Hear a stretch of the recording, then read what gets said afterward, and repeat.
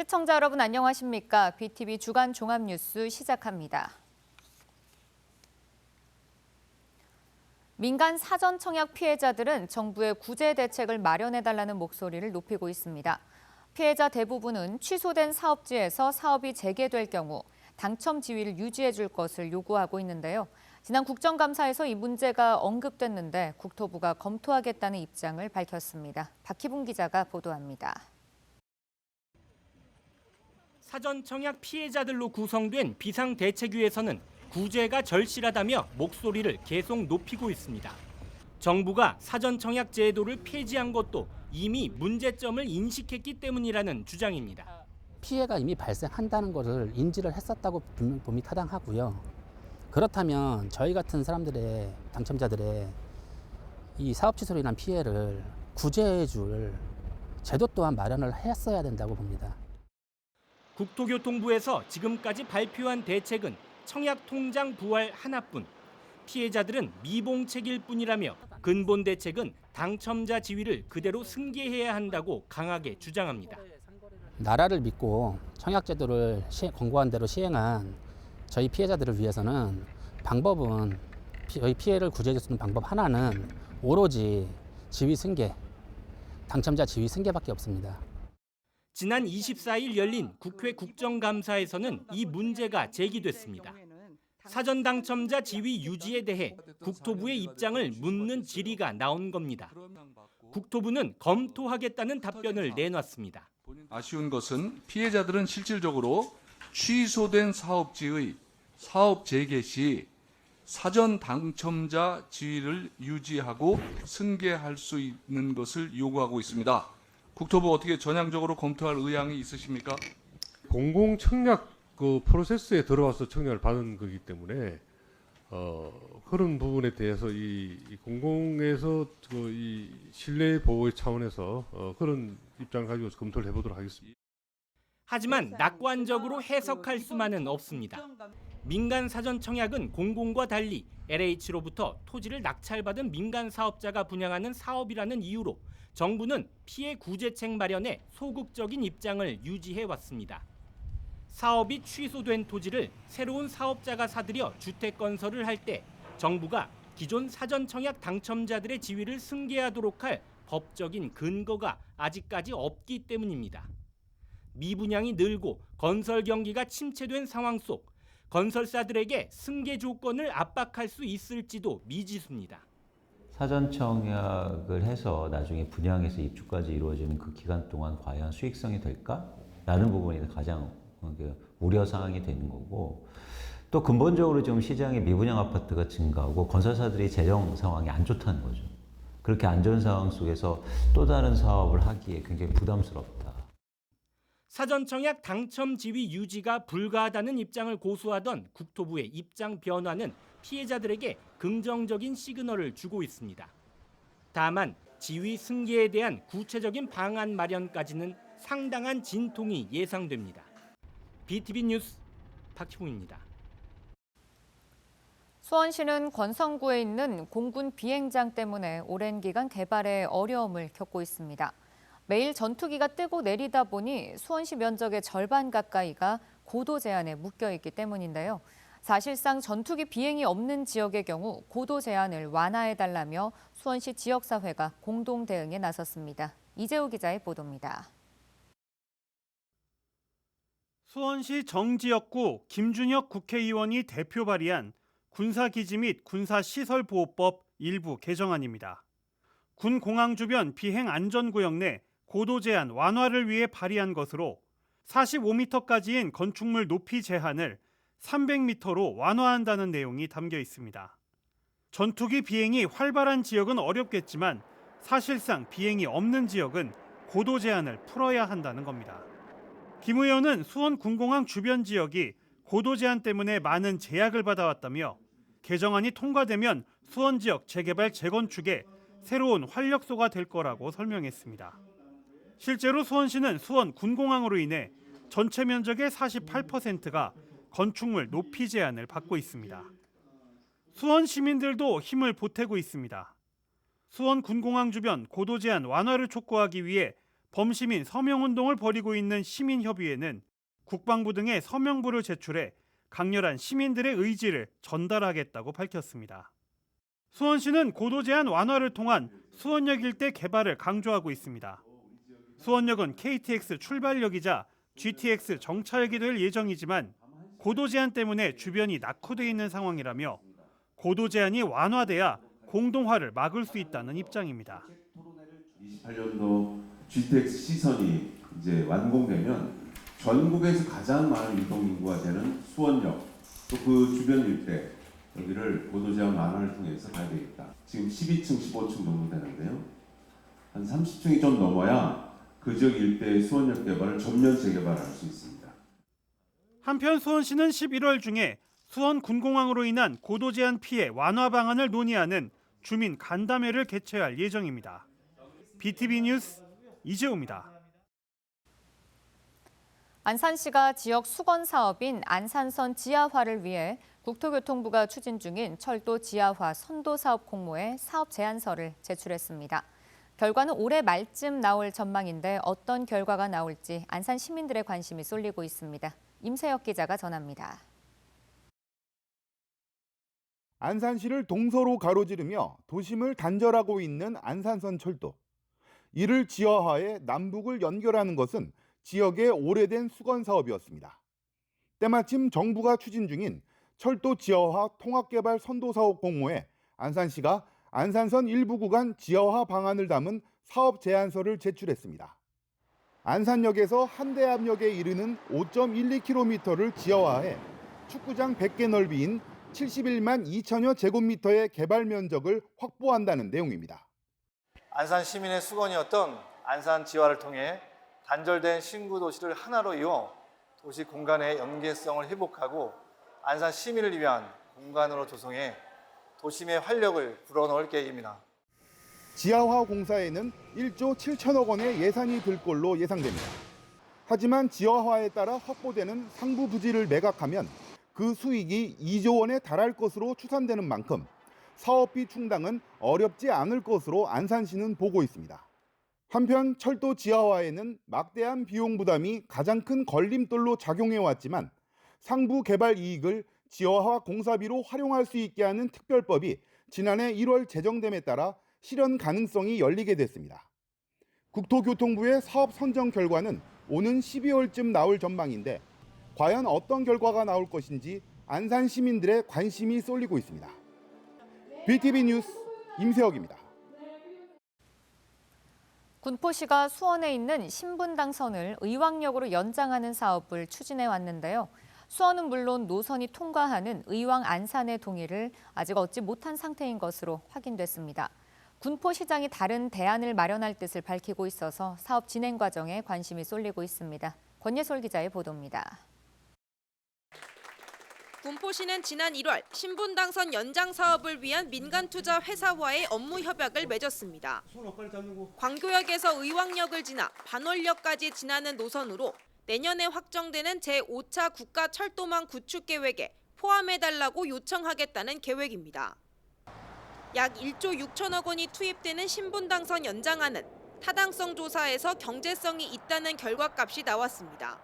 다수의 노선 중 수원, 광교와 군포, 안산, 의왕 3기 신도시를 연결하는 신분당선 연장선이 최적의 노선으로 분석되었으며 계획대로 사업이 추진되면 오는 2033년 개통될 전망이지만 실제로 이뤄질 수 있을지는 아직 미지수입니다.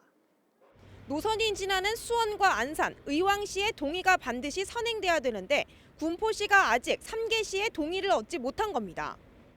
이런 가운데 의왕시는 시가 추진하고 있는 다른 철도 사업에 집중하겠다며 신분당선 연장안에 회의적인 입장을 밝혔습니다. 현재 행정 절차적으로 진행된 게 전혀 없고 그리고 수원시라든가 의왕시, 안산시, 군포시 각 시 간에 협의가 좀 잘 안 되고 있습니다. 그래서 이게 진행하는데 좀 어려움이 있을 거라고 예상이 되고 한편 군포시는 이달 초 의왕, 안산, 수원시에 신분당선 연장안에 대한 의견을 공식적으로 물은 것으로 확인됐습니다. BTV 뉴스 권예솔입니다.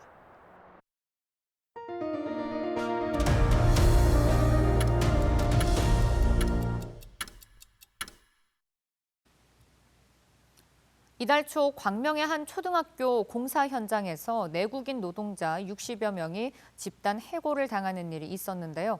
이들이 일하던 자리에 외국인 노동자가 투입됐습니다. 해고된 이들은 부당 해고라며 복귀를 촉구하며 거리로 나왔습니다. 조윤주 기자가 보도합니다. 해고는 살인이다. 고용안정 쟁취하자. 해고는 살인이다. 고용안정 쟁취하자. 광명초등학교 공사 현장에서 해고된 노동자들이 거리로 나왔습니다. 집단 해고에 항의하고 업무 복귀를 촉구하기 위해서입니다. 이들은 한 초등학교 공사 현장에서 2개월 정도 근무하다 사전 통보 없이 돌연 집단 해고를 당했습니다. 너무 황당하더라고요. 집에서는 진짜 기분 좋게 가족한테 일한다고 나왔는데 딱 나오니까 공사 없음이라고 이렇게 그냥 뭐 종이 쪼가리로 이렇게 붙여놓고 제일 문제가 좀 생깁니다. 생계. 어떤 사람은 막 울고 있고 막 한숨만 쉬고 지금 이렇게 있는데. 당시 건설업체로부터 들은 해고 사유는 시공 품질이 만족스럽지 않았다는 겁니다. 80% 이상이 90% 이상 다 숙련도라요. 다 30년씩 다 있는 분들인데 그분들이 기술이 나쁘다고 기술이 없다고 이렇게 또 핑계를 대는 거예요. 기술이 이제 없으니까 널 자른다. 하지만 해당 업체는 내국인 숙련자 해고 이후 하청 업체와 계약을 맺고 외국인 노동자들을 현장에 투입했습니다. 건설 노동자들은 업체 측이 이익을 얻기 위해 일 잘하는 노동자를 내쫓고 저임금의 이주 노동자들을 고용했다며 비난했습니다. 제대로 이 공사를 운영할 수 없는 자들이기 때문에 바로 이러한 노동자들을 해고하는 이런 일을 저질렀고 이런 자들이 국민의 세금으로 짓는 이런 현장에서 공사를 하게 둘 수 없습니다. 해고된 노동자들이 현장 공사를 맡은 건 지난 8월부터. 건설 노동자들은 3달 이상 근무하는 경우 한 달 전에 해고를 통보해야 하는데 이러한 과정 없이 일방적으로 해고를 통보한 것에 대해 노동부의 적극적인 관리 감독을 촉구했습니다. 60명 건설 노동자들 하루아침에 잘라놓고 이 공사를 감독해야 되는 발주처도 이런 불법을 가려내고 조사하고 처벌할 권한이 있는 노동부도 손 놓고 있습니다. 해당 건설업체 측은 해결 방안을 검토하겠다고 밝혔습니다. 수주 지정을 하다가 맡아서 하는 하도 업체가 들어왔죠. 우리 회사 측에서도 판단을 좀 고려를 하는 거죠. 노동청에 부당해고 구제 신청을 한 60여 명의 노동자들은 빠른 해결을 촉구하는 투쟁을 이어나간다는 계획입니다. BTV 뉴스 조윤주입니다. 도농 복합도시인 안성에는 버스 요금을 내고 이용할 수 있는 택시가 있습니다. 행복택시라고 하는데요. 안성시가 평일에만 운영하던 행복택시를 주말까지 확대하기로 했습니다. 백창현 기자가 보도합니다. 안성시는 지난 2014년부터 평일 중 버스 요금만큼만 내고 이용할 수 있는 행복택시 사업을 시작했습니다. 시는 관련 조례를 개정하면서 내년부터 행복택시 운행을 주말까지 확장하겠다고 밝혔습니다. 이런 결정의 배경에는 지난해 수요 응답형 버스, 똑버스를 도입하면서 생긴 안성시와 택시업계 사이에 갈등이 있습니다. 똑버스 도입 반년이 지난 7월, 안성시의회가 진행한 간담회에서 택시업계는 똑버스 운행으로 행복택시가 도입된 의미가 퇴색되고 있다고 항의했습니다. 노인 양반들이 1,500원이 아까워가지고 솔직한 얘기로 택시 안 타요. 행복택시도. 인구도 줄었지만 저기 뒷산면 동북권에는 인구도 많이 줄었어요. 손님 택시 탈 손님도. 그런데 그 1,500원이 아까워가지고 노인 양반들이 안 타셔. 택시업계는 지역 상생을 위해 행복택시 사업 규모를 확장해달라고 요청했고 요청에 따라 내년부터는 행복택시를 주말까지 운영하는 겁니다. 다만 운행 대상 마을은 83개에서 66개로 줄이고 예산도 올해보다 약 1억 원가량 삭감될 예정입니다. 안성시는 행복택시 이용률이 낮은 곳에 운행을 줄이고 올해 책정된 행복택시 예산이 모두 소진되지 않은 만큼 사업 조정을 위해 예산을 줄인 것이라고 밝혔습니다. 택시업계는 요청한 개선 사항이 받아들여지는 점은 환영하면서도 예산과 대상 마을을 줄이는 것은 조삼모사식 운영이라고 비판했습니다. 또 똑버스로 인해 피해가 크다며 시와 택시업계 간 긴밀한 소통이 필요하다고 전했습니다. 기존에 있던 횟수를 줄인다 하시는데 그거는 오히려 저희한테 불리하게 적용이 되는 거 아닙니까? 직접적으로 우리 시장 면담 계속 신청을 했는데 지금까지 해 주신다고 해놓고 답이 없습니다. 한편 택시업계는 안성시와 택시업계가 변화하는 교통체계에 대응해 상생할 방안을 함께 논의해야 할 때라고 전했습니다. BTV 뉴스 백찬혜입니다. 안양 지역은 매년 11월 3일을 기부의 날로 정해 모금 운동을 펼치고 있습니다. 삼덕재지의 고 전재준 회장이 공장 부지를 기증한 날을 기념해서 매년 행사를 이어오고 있는데요. 11번째를 맞은 올해에도 온정의 손길은 어김없이 이어졌습니다. 이창호 기자가 다녀왔습니다. 안양시 기부의 날 행사가 열린 안양시청 앞마당. 현장 모금을 진행하는 한 공간에 시민들의 기부 행렬이 이어집니다. 고사리 손으로 모은 동전을 기부한 어린아이에서부터 노인까지 기부엔 남녀노소가 없었습니다. 지난해 10여 년을 모았던 회비 1,000만 원을 선뜻 기부한 안양동안경찰서 모범 운전자 외도 함께 있고 회원들이 3,000원씩 10여 년을 거둔 건데 1,000만 원을 불이토게 행사를 했습니다. 오늘도 거기에 동참하고자 모여가지고 참여하게 됐습니다. 저소득 청소년을 위해 봉사하고 있는 경기 중부 시민 로스쿨 총동문회에서도 300만 원을 기부했습니다. 저희들이 어려운 그 청소년들을 위해서 조금이나마 기여할 수 있도록 저희가 참여를 하게 됐습니다. 청소년 기부 쪽으로 저희가 포커스를 맞췄고요. 저희들이 계속해서 내년, 내후년도 이렇게 계속해서 기부를 할 계획을. 안양시가 지정한 기부의 날은 11월 3일입니다. 고 전재준 삼덕재지 회장이 공장 부지를 기증한 날로 이 날을 전후해 4주간 모금 활동을 펼치고 있습니다. 얼마나 감사한지 모르겠습니다. 정말 어린아이부터, 즉 어린이집 아이들부터 시작해서 연세신 어르신들까지 모두가 동참해서 따뜻하고 아름다운 나눔을 실천하고 있다는 것이 너무나 자랑스럽고 감사합니다. 최대호 시장은 자발적인 참여가 이어지고 있는 기부의 날 행사는 계속 이어갈 것이라며 시민들의 많은 관심과 동참을 당부했습니다. 제가 이 사업은 지속적으로 진행될 겁니다. 그래서 작지만은 따뜻한 정성과 사랑이 또 다른 사람에게 희망과 생명을 살린다라는 생각 가지고 우리 지금까지도 잘해 오셨습니다만은 시민 여러분께서 더 많은 관심과 또 사랑을 부탁드리겠습니다. 11년째를 맞이한 안양시 기부의 날 행사. 기부 문화 운동이 안양 시민 전체로 확산하고 있습니다. BTV 뉴스 이창호입니다.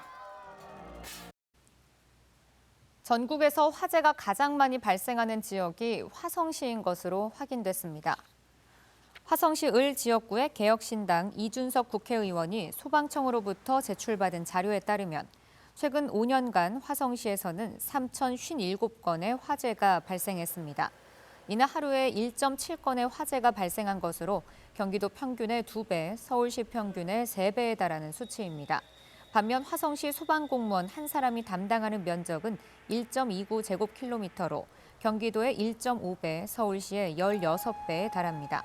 이준석 국회의원은 소방력 확충이 시급한 만큼 기존 119 지역대를 119 안전센터로 조속히 전환해서 소방 인력의 충원과 장비 확충이 필요하다고 지적했습니다.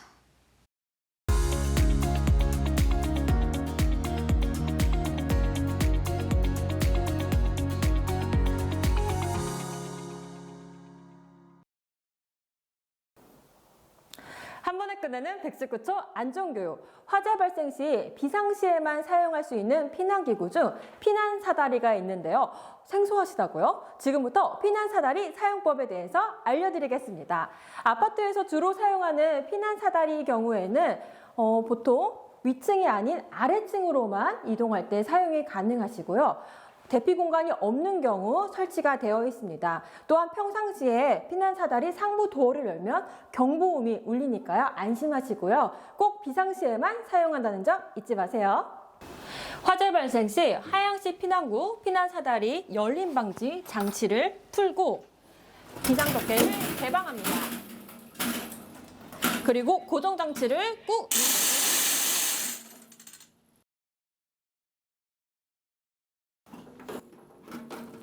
사다리를 잡고 한 발씩 천천히 침착하게 내려가시기 바랍니다.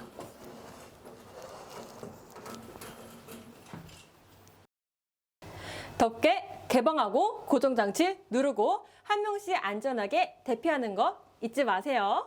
피난기구 사용은 나와 우리 가족의 안전을 위해 아주 중요합니다. 오늘도 안전한 하루 보내세요. 안전!